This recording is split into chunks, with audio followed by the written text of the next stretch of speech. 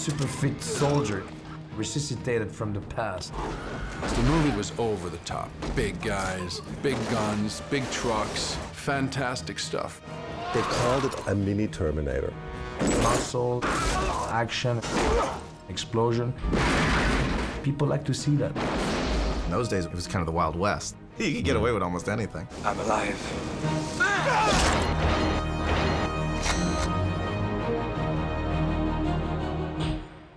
It was 1991, actually, and I think I just got the script.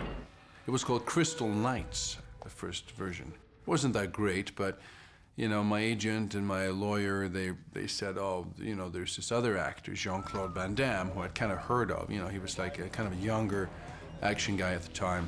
Mario Casar sent me that script, and then Emmerich came from Germany. Roland came on board. Dean was the writing partner of Roland, and he had a different take. They rewrote the script, and now the script became better now. It was a Kuroko days. Mario Casar wanted us to do Universal Soldier. Mario Casar, well, you know, he was the king, you know. I mean, he had all the stars, all the big directors. Well, Kuroko at the time had been making one hit right after another. And it had become this place that filmmakers really liked to work because not only did you get paid more, but you had a lot more creative freedom. And they had a series of successful films. I mean, they had probably the best run of hits of independent movie companies ever. From Angel Heart to Basic Instinct to Total Recall, Terminator, Rambo. He liked the big, spectacular Hollywood epics, really. That was his style. And it worked for our movie, because that's what we were. Do you want to play catch? Came just from Germany. I was like kind of 9 months in the country. Now, I had like some inkling about what it is. I roughly also knew the concept, but I had to really ask, you know, who are the actors in it? And he said to me, like, kind of, oh, it's with Dolph Lundgren and Jean-Claude Van Damme. And I said, I know Dolph Lundgren, but who is Jean-Claude Van Damme? You know, it's how naive I was, you know? And he was like totally against it. He said like, you cannot do this movie. And then I said like, you know what? It's a chance to do a movie. You know, we have like a $20 million. So let's do a movie, you know, let's be adult about these things. And then we had like really fun, right? Making this movie. It's another, you know, Hollywood story. You have these two guys, you know, one guy from Germany made a small movie, Moon 44, and Dean, who's a young writer, come to Hollywood, and they end up directing me, Jean-Claude, in their first picture. Well, what happened is I went out and I rented all of Jean-Claude's movies and Dolph's movies, and we did like a little movie marathon. And we started to get a little stumped creatively, and I said to Roland, so how do we open a movie with these two guys? And Roland said as a joke, well, we kill them. But then that actually sparked a really cool idea, and then we started thinking about it and thought, hey, well, actually, it'd be interesting to kill your two leads in the first scene. And then that really started the whole idea of them being zombies, and it grew from that. I think the whole Vietnam thing came with Roland, the whole background, which I really liked. And the fact that they'd both been fighting for their country and, you know, they both were killed in action. The Vietnam scene was more like a convenient way to kill two people. It was really to show that there had been this animosity between them in their lives, and that when they start to wake up from their kind of semi-zombie state, that antagonism returned. Roland Emmerich, he was a very cool guy, I remember. He listens a lot.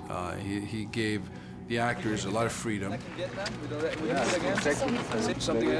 We had a real vision of the visuals of the picture. All the production design, the costumes. Nice outfit. The lighting, the atmosphere, the rain, the wind machines, the look of the picture. He really knew what kind of look he was after. Oh, he's a very, very serious, good director. He's a very imaginative director. He's got his own vision, and he like those sci-fi pieces. The positions is perfect, you know. So the whole thing has to go fast.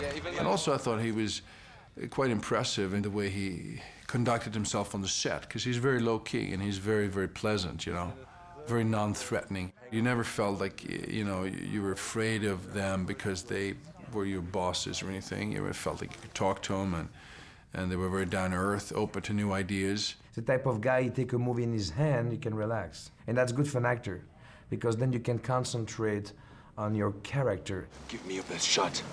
It was great. I was there, and I was no rehearsal. I was into the loop. Acting was cool. I was like this. You ask me to do so. If you ask me to, you like me, I like you. Cut. Move on. neutral. You know, I was really cool. In Vietnam, I was a man who was sent to fight for something. We came back alive for a program, and suddenly that guy flashed back what he was in the past. It's not really much to talk about a character, you know. I'm just a guy who was just a mummy to kill. He physically had done some amazing things, so we knew that we could put him in any kind of physical situation and be fine. The question is, we didn't really know what the acting chops were. And I gotta tell you, that it was, I think, the biggest surprise during the shoot, is that emotionally as an actor, he was very available. So many things are missing. First time I met Jean-Claude, I think up at Coralco, I liked him, nice guy, martial artist, very youthful, very spontaneous. Can somebody show me how to swim? Lots of energy, lots of ideas about his career, a very smart guy with himself and his career. At that time, he was like really the new guy on the block. The biggest guy was still Arnold Schwarzenegger and Sylvester Stallone. I have to give it to him. He has a certain quality, you know. There's like some innocence about him. What the hell did they do to you? I don't know. It was like very good for the part because we needed somebody who, in a way, is reborn and in a way has to learn everything again. I think Jean-Claude has a much more feeling who he is and doesn't take himself too serious. What'd I say, jump? You say how high? I played Sergeant Scott, who was a Vietnam veteran, you know, good soldier, but he'd gone psycho. He'd been out there in the jungle too long. They wouldn't listen. He was very professional and approached this in a very serious way, considering it was an action karate movie. Traitor. And in fact, he even had his acting coach on the set working with him. He desperately wanted to be good in this film. Oh yeah, I went into all of that, the psyche, the backstory, what had happened to him, the 50 questions, all this stuff. Then, of course, when you get a little older, you realize, you don't really need a lot. I guess I was a victim of the over-preparation at the time. But I mean, I think the result was pretty good at times. I kick ass who kiss ass, and I'm busting heads. I wanted to give him kind of a sick sense of humor. Sergeant Scott, could I have a word with you? I'm all ears. He's emotional, but he's kind of having fun doing this stuff instead of being just evil. Because then there would just be one note. It wouldn't be so much fun to play, and it wouldn't be so much fun for the audience. Images of, for instance, Jack Palance and Shane, you know, when he's like taking his gloves off, speaking to Shane, you know, so like, that kind of thing where you take your time, because if you're doing something evil, then people are watching you, and you can really suck them in that way. Any questions? Well, at that point, people remembered him most from the Rocky movie. He had a very different background than Jean-Claude. I mean, he had actually been a world-class fighter. I mean, he was thought to be the next world champion. But he also had this incongruity in that he was quite brilliant. He was from MIT. He was really intelligent. To me, it was a pleasure to work with Dolph, because they told me you're gonna work with Dolph, it's gonna be the boom, boom, boom, boom, you know, him and Rocky and Stallone. When I saw Dolph, I didn't have any problem, because he was my friend, we helped each other. He's a cool guy, and everybody was cool on the set. It was day one in the shoot, the first scene in the movie, and that was the first scene we shot. And I haven't really gotten to know Jean-Claude that well. And, you know, we have this confrontation, and of course, you know, we haven't rehearsed this either. I've rehearsed it with other actors. And then we had this little mini fight, and that's when, you know, we got a little tense there. You could tell everybody's watching, like, oh, what the hell's gonna happen now? It kind of broke the ice between us. Of course, we do make contact in that fight.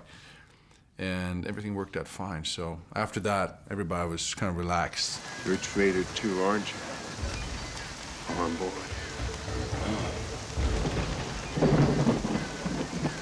Prove it. Dolph is a big guy, and I'm also a big guy, you know? So when a big guy touch a big guy and the other big guy get nervous, the big guy hands go crazy. But I mean, it was good kick. I want Dolph to hit me good. I asked him. So all this we choreograph, we talk together, and when we start to touch each other, we start to feel each other, it's like everything go fluid. 13. What I like about this movie, it was like a competition in a sense. When you see all those strong guys in the film, they all go to the gym.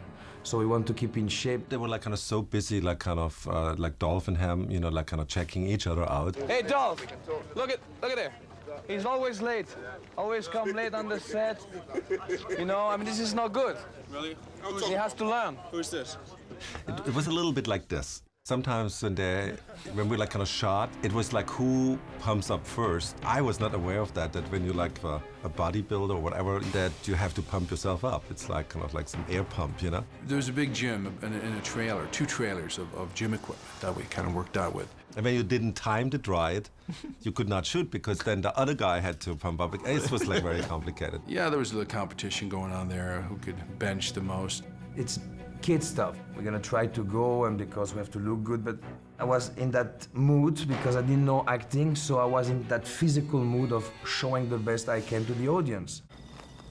Where are your clothes? What's nudity? I mean, like, to show your butts? Yeah, I'm sure I show my butt all over the place. I mean, in movies. It was like really one of his trademarks. We really wanted to please his audience. We studied his movies very carefully, and we realized there's certain things in every movie. In every movie, he drops his clothes. Oh, come on, man, not this again, huh? So we like kind of did this, some say like very homoerotic shot behind, craning up his butt. The funny thing was that day, even though he had always done these kind of shots in other movies, he gets nervous when he has to shoot it. As we went to set up that shot, he looks over his shoulder and he says to Walter, our cameraman, he says, "Is my butt in focus?" I said, Jean-Claude, we're professionals. We know what we're doing.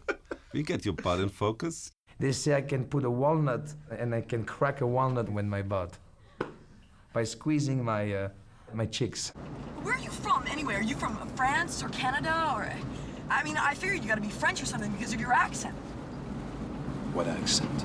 When we were originally conceiving the character, the idea was that they were kind of reborn as these reanimated soldiers. On one of the first scenes, the accent was a real problem because it sounded more like, "You have to stop 50 feet behind the line of the limit." And then suddenly Roland came over and said, "Dean, you have to make this shorter." So I shortened it down and said, "Well, you have to stop at every stop sign. You have to stop at every... shorter." So in the movie, it's, "I have to stop."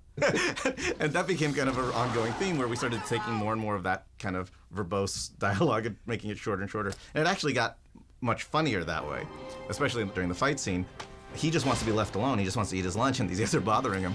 And he just turns and goes, I just want to eat. and that was probably one of the funniest lines of the movie.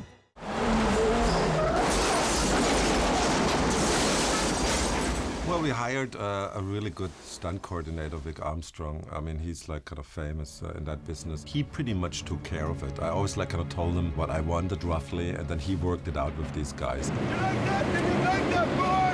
And Roland was very good. He'd let Vic do a lot of his stuff himself. He wouldn't interfere too much, which is great, because Vic really knows how to make those things good. We had very limited budget. So what we did a lot of like stunts which are not very expensive but very spectacular. The first one was when they rappelled down the Hoover Dam. Everybody always said like it's impossible to shoot there, and somewhat like we made it happen. The Hoover Dam sequence was a great sequence. I mean, even by today's standards, it's very good, because you actually have real people moving down the dam. It's not CGI. Like, these are real guys. Going down forward, it's special techniques, and then the stunt cut there. On the arrival, the actors took place, and we crack heads and kick butt.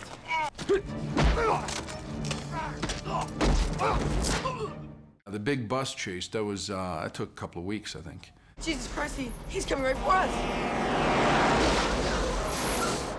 I know we discussed forever the chase sequence with the Unisol truck, you know, like chasing the bus. That was like kind of a big deal for us at that time. There was a lot of second unit stuff. Some things were on stage in LA. Some things were in Nevada and on the dry riverbed. Are we having fun yet? It's very tedious, and you're hanging there doing it, a million times, throwing grenades, firing the gun. Of course, you get a good tan because it's, the middle of the desert. Yeah, it is the Grand Canyon. It's pretty deep, Yeah, we're right on the edge. The gas station, yeah, it disintegrated. I mean, it was a real gas station 1 second, and next it's just a hole. That was huge. That was a good explosion by any means. I felt heat, it's far away, but you feel like a wave of heat. I'm gonna bust your head, punk.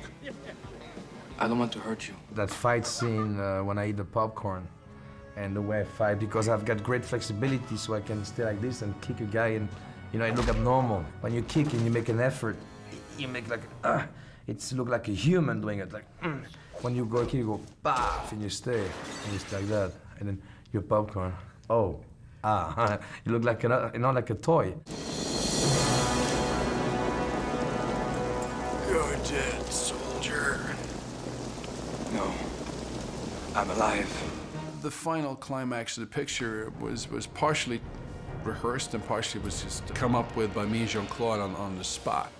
Some of the moves didn't work because of the rain and because of location. Also, we wanted to add some special stuff. We actually went back for 2 weeks and reshot stuff and added moves to the fight because it was a little too short, people felt, you know, in the first version.